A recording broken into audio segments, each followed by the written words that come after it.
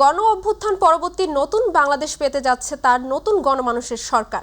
পুরো এলাকায় কেমন পরিস্থিতি দেখছেন, কারা উপস্থিত হয়েছেন, কি প্রত্যাশা তাদের, আমাদের জানান।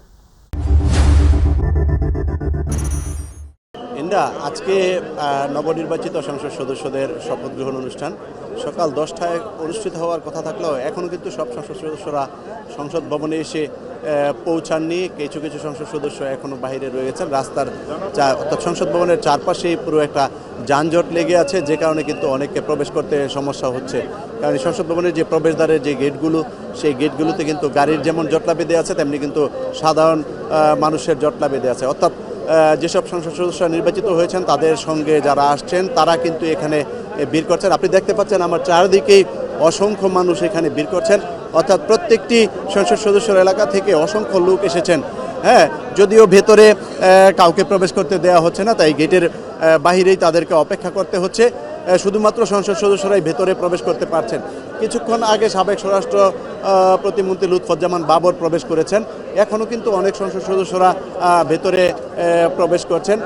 যেহেতু রাস্তায় জ্যাম, সে কারণে তারা পৌঁছাতে দেরি হচ্ছে। এই কারণে হয়তো শপথ গ্রহণের যে অনুষ্ঠানটি 10টার সময় বলা হয়েছিল সেটি আরেকটু পরে হয়তো অনুষ্ঠিত হবে। আপনি একটা বিষয় জানেন যে সংসদ সদস্যদের শপথ পাঠ করানোর কথা ছিল জাতীয় সংসদের স্পিকার। যেহেতু 2024 সালের 5ই আগস্ট জুলাই বিপ্লবের মধ্য দিয়ে আওয়ামী লীগ সরকারের পতন হয়েছে, সে কারণে সংসদ বিলুপ্ত হয়ে গেছে। সংসদে স্পিকারও নেই, ডেপুটি স্পিকারও নেই। অর্থাৎ স্পিকার যদি না থাকে তাহলে ডেপুটি স্পিকার সংসদ সদস্যদের শপথ বাক্য পাঠ করান। কিন্তু স্পিকার এবং ডেপুটি স্পিকার দুটি না থাকার কারণেই সংবিধান অনুযায়ী যেটি বলা আছে যে প্রধান নির্বাচন কমিশনার সেখানে সংসদ সদস্যদেরকে শপথ বাক্য পাঠ করাবেন। আজকে কিন্তু তেমনটিই হয়েছে।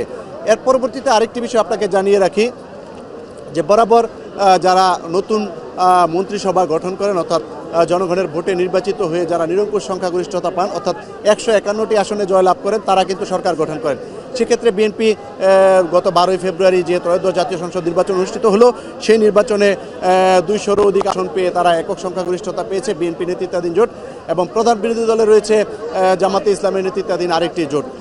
আজকে কিন্তু শপথ গ্রহণ অনুষ্ঠানটি সকল সংসদ সদস্যদের অংশগ্রহণে অনুষ্ঠিত হবে।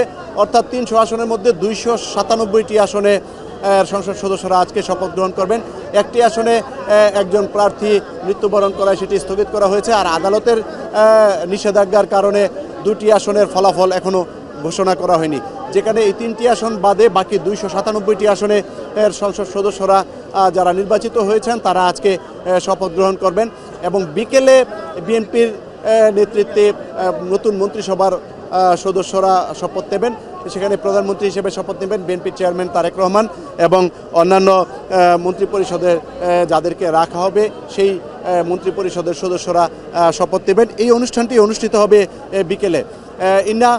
প্রতি বছর অর্থাৎ নির্বাচনের পরে যে সরকার গঠিত হয়, মন্ত্রিসভার শপথ অনুষ্ঠিত হয়, সেটি বঙ্গভবনে অনুষ্ঠিত হলে এবার কিন্তু একটু ব্যতিক্রম। অর্থাৎ সংসদ ভবনের যে দক্ষিণ প্লাজা রয়েছে, সেই দক্ষিণ প্লাজায় খোলা আকাশের নিচে এবার সংসদ মন্ত্রিপরিষদের সদস্যদেরকে শপথ অনুষ্ঠানের আয়োজন করা হয়েছে, এবং এর বাহিরে সংসদ ভবনের যে দেয়াল, তার বাহিরে আপনার অসংখ্য মনিটর সেট করা হয়েছে যাতে সাধারণ মানুষ এই অনুষ্ঠানটি উপভোগ করতে পারে, এবং এটি কিন্তু গণমাধ্যমেও সম্প্রচার করা হবে যাতে করে মানুষ ঘরে বসে থেকেও সংসদ সদস্য নির্বাচিত হওয়ার পর যারা মন্ত্রিপরিষদের ঠাঁই পেয়েছেন তারা আসলে কিভাবে শপথটি নেন সেটি দেখার জন্য কিন্তু এই অনুষ্ঠানটির আয়োজন করা হয়েছে খোলা আকাশের নিচে। অর্থাৎ এখন প্রযুক্তির যুগ, এই প্রযুক্তির যুগে যাতে সকল মানুষ এই মন্ত্রীদের শপথ অনুষ্ঠান কিভাবে অনুষ্ঠিত হয় সেটি যাতে তারা উপভোগ করতে পারে, দেখতে পারে, সেজন্যই কিন্তু এই আয়োজন করা হয়েছে, এবং এজন্য কিন্তু যাবতীয় প্রস্তুতি সম্পন্ন করা হয়েছে। বিকেল 4টায় এই শপথ অনুষ্ঠানের কথা রয়েছে নতুন মন্ত্রিসভার। এই অনুষ্ঠানে অংশগ্রহণ করার জন্য সার্কভুক্ত যেসব দেশ রয়েছে সেই দেশের বাহিরেও অন্যান্য বেশ কিছু দেশ রয়েছে যেসব দেশের প্রতিনিধি এবং নেতৃবৃন্দ এই শপথ অনুষ্ঠানে অংশগ্রহণ করবেন। তারা ইতিমধ্যে বাংলাদেশে এসে পৌঁছেছেন। বিকেলে তারা এখানে শপথ অনুষ্ঠানে অংশগ্রহণ করবেন, এবং নবনির্বাচিত যে সরকার গঠিত হবে সেই সরকারকে তারা অভিবাদন জানাবেন, ধন্যবাদ জানাবেন, এবং পারস্পরিক সম্পর্ক বজায় রেখে যাতে আন্তর্জাতিক সম্পর্ক আরও উন্নত করা যায় সে বিষয়ে হয়তো তারা কথা বলবেন।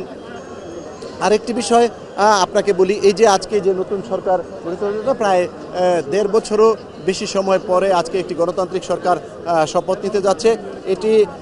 এটি হলে যে অর্থাৎ গত 17 বছর যে ফ্যাসিবাদ বিরোধী আন্দোলন হয়েছে, সেই আন্দোলনের মাধ্যমে বিগত ফ্যাসিবাদ সরকারের পতন হয়েছে। পতন হওয়ার পর কিন্তু অন্তর্বর্তী সরকার গঠিত হয় ডক্টর মোহাম্মদ ইউনূসের নেতৃত্বে। সেই অন্তর্বর্তী সরকারের অধীনে কিন্তু গত আগস্ট থেকে ফেব্রুয়ারি পর্যন্ত তারা দেশ পরিচালনা করেছে এবং সুষ্ঠুভাবে একটি নির্বাচন সম্পন্ন করেছে। বলতে গেলে ইতিহাসের একটি শান্তিপূর্ণ নির্বাচন অনুষ্ঠিত হয়েছে গত 12ই ফেব্রুয়ারি। আপনি দেখতে পাচ্ছেন এখনও কিন্তু অনেক সংসদ সদস্য যারা নির্বাচিত হয়েছেন তাদের গাড়ি এখনও ভেতরে প্রবেশ করছে, কারণ রাস্তায় দীর্ঘ যানজট ছিল। এখনও অনেক সংসদ সদস্যরা ভেতরে প্রবেশ করছেন।